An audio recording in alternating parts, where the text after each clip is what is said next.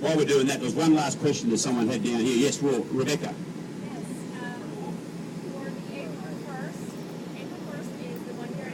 April 1st, yeah, 1 year anniversary. That's right, 1 year. It's incredible. To celebrate, I'm doing an online group juice fast, and I wanted to know what are you going to do to celebrate? Right, so Rebecca's doing an online celebration for our anniversary, which we launched the movie in New York City on April 1.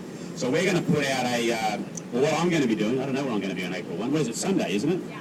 Yeah, I'll be in New York. But we're launching a video which is going to celebrate the last 1 year of our journey as we've gone all around America and Australia. So it's very exciting. 1 year. It's incredible how quick it's gone. So, check.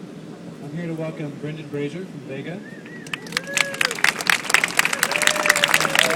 Also, Dan Merrick from our Health Starts Here program here at Whole Foods. And Dan is the healthy eating specialist here at Whole Foods. And we're bringing all of us together to continue to inspire and educate you and answer questions, and we're combining all of our knowledge, wisdom, and experience here to share more with you. So, any other questions tonight?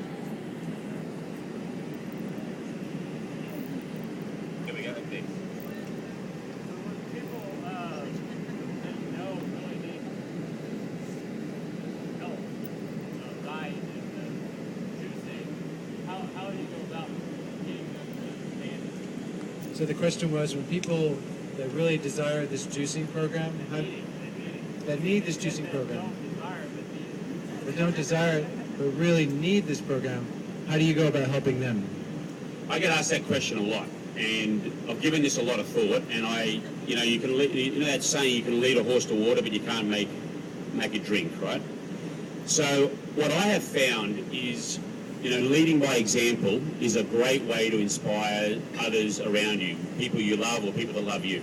Because generally what we're talking about here is we have loved ones that we want to get back on a path where they're heading towards health. And so actually telling people what to do doesn't work. I have never ever found a person who's carrying a lot of energy on them that they needed me to come up and tell them that they were carrying a lot of energy. They know it. Telling someone to lose weight doesn't work. If it did, we wouldn't have the epidemic of disease that we have in America today. So I do genuinely believe, and this is what I've done. I've had mothers who ring about their sons. I've had, wives ring about their husbands, and they say, well, I'm at wit's end, what can I do? And my advice is, well, first of all, don't tell them about the movie. Don't tell them about me. Just ambush them and say, hey, I heard this great movie's on, and just let them sit down and watch it without them thinking they have to watch it. Okay? Find it as though they found it themselves.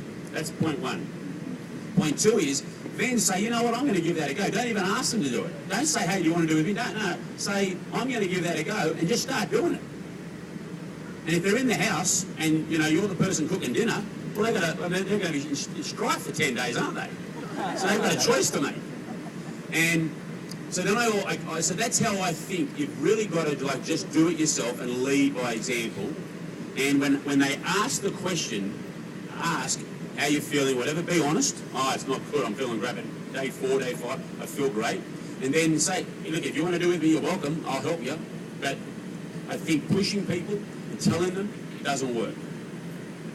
Yeah, I have a great story to add with that. When I launched Cleanse ATX, I invited my brother, Stephen Burris, to come to Austin and support me with the marketing efforts.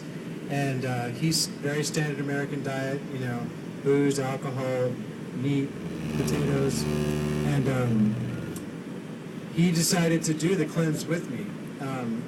Not for me saying anything, just me leading by example. Me, living mostly raw, plant strong for 6 years. Came to Austin, did the cleanse, and I didn't know this, but he was addicted to a pharmaceutical medication for 4 years. He came, did the cleanse, and in 3 days he was off his medication. Wow. In 3 days. Wow. And one of the things I share with my community is that all healing is done by request, and that we can't force anything on someone. We lead by example, we shine our light, we drink juice, we have fun, we just love our lifestyle, and then eventually what will happen is someone will come up to us and they'll ask us, what are you doing differently? What's going on in your life? And they'll start to request. They'll start to ask me questions. That is the cue for you as the lighthouse to shine and to share. And then sometimes you just remain peacefully silent and put the film on and say, here, come watch this. So it was really, really beautiful to see my brother heal while he was here. Any other questions tonight? I'm not suggesting that children do a reboot, obviously, but have Children in the reboot. No, I'm not suggesting that happens with young children, but habits start young. So Habits start young. I'm just repeating so everyone can hear you. Habits start young, yes. So are you thinking with Whole Foods or your support to do something in terms of What am I doing for kids? Kids, yeah. Okay. So I've got another couple of theories. As you can hear, I've got a lot of theories. I've given this a lot of thought. I think that, once again, it's leadership in the home and in the school.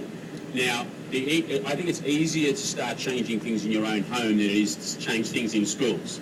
Because you got a whole lot of factors going on at schools with big issues, big business involved there. But in the home, you don't. And you can't have a pizza and tell the kids to have broccoli and carrots. That ain't going to work. And likewise, you shouldn't eat broccoli and carrots and let them eat pizza. Now, I get some mothers say, oh, my kids are fussy eaters and that. And I said, well, okay. So what do you reckon happened 10,000 years ago when there wasn't any food around? What do you reckon those 7 and 8-year-olds did? They didn't eat. But we're still the most successful species on the planet. So my view is, you know what? Put the food on the table. They don't eat, they go to bed hungry. I tell you what, after 3 days, they'll start eating. It does happen, right? They start eating it. Now, once again, I'm not saying that they can't go to their mates or friend's house and have, like, you know, their bread or sodas and those sorts of things, but pretty much, and it's interesting, and if you look at parents that do the parenting like that, when their kids are eating well, when they go to homes where there's high sugar, high fat, high salt, they don't eat as much. They don't feel as good because they eat it. They don't like it. So it does work. It's not something that, I don't think it's cruel, to be honest. I think it's actually cruel to feed them the garbage, to be perfectly frank.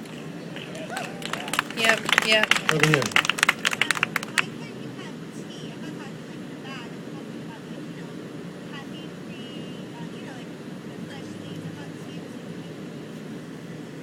You want to take that one? Well, you can't have tea. What's the issue with tea? What's the issue with tea? Well, basically, we're talking about a caffeine, and we try to, especially when you're doing a cleanse, we're going to try to get as clear as possible. So typically on a tea, we're going to avoid the caffeine, especially if you're starting to really get a lot of those toxins out of your body. And specifically caffeine, you can actually be able to detox in that same way to be able to get it out of your system. If you're having non-caffeinated teas, some herbal teas are absolutely fine to have if you're juicing only. But you know Howard Schultz, who owns and started Starbucks, right? You know, the founder of Starbucks, Howard Schultz. So he saw the movie and loved the movie, called me up, said, Joe, can you meet me? And I said, mate, Howard Schultz, of course, I'll come and see you straight away. I dropped everything and went from Soho up to the Four Seasons in Midtown Manhattan and met Howard. He said, mate, I was at lunch yesterday. There was a bloke drinking a green juice who's never drunk green juice in his life. And I said, what's going on? He said, I saw this movie and now I'm drinking it. So Howard wanted to meet me and know, this is before the movie was released. This is when I was doing private screenings in New York. And Howard said, I couldn't do it without drinking my coffee. I mean, I couldn't. I said, you know what, Howard, if that's what it's going to take you to do 10 days of just juicing, but you've got to have your coffee, go for it. Like, you do it. Just because I did it this way doesn't mean that that's the way to do it. You know, I'm a big believer in that if I went to the top 10 experts in America and said, what should I eat? I'm going to get 10 different answers. I'm going to get 10 different answers. The one thing I know I'm going to get the agreement on is that you've got to eat a lot of plants. There's no one who's going to tell you not to do that.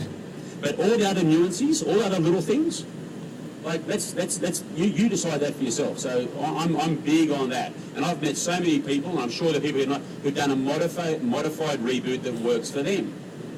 And that's something people have bought their juices out. People have never done a reboot. The Kurt Engfer, who helped me on the movie, he was great. He was my co-director. He never did just juicing only. But you know what he did? He stopped eating breakfast. And he had 2 juices for breakfast. After 12 months, Kurt lost 40 pounds. Wow. He couldn't believe it. Now, why did he lose 40 pounds? And we were trying to work this out. Because his taste buds changed with his nutrition. Because at the end of the day, when you eat, you're eating for your cells. It's the cells that want the food, not your stomach, not your brain. It's the cells that want it. The 2 trillion cells that make you up. If you feed them what they want, they're not hungry anymore. But if you give them high processed food, high animal product food, there's not enough energy in that food to feed the cells, so they get hungry again.